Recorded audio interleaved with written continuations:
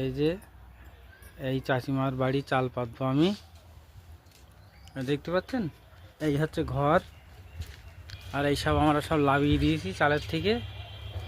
এই চালটা কোনো এক মিস্ত্রি পেতেছিল, তাতে অনেকটা ভুল আছে।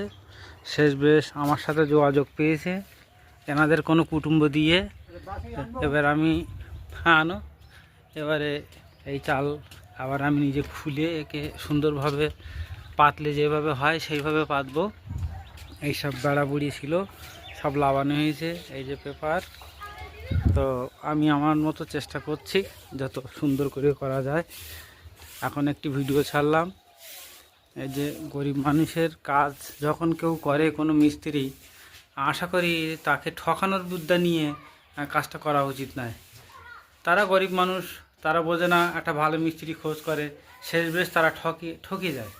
তা আমি চেষ্টা করছি যেন না ঠকে। ভালো লাগলে লাইক সাবস্ক্রাইব করবেন, এবং কমপ্লিট ভিডিও আমি পরে একটা ছাড়বো।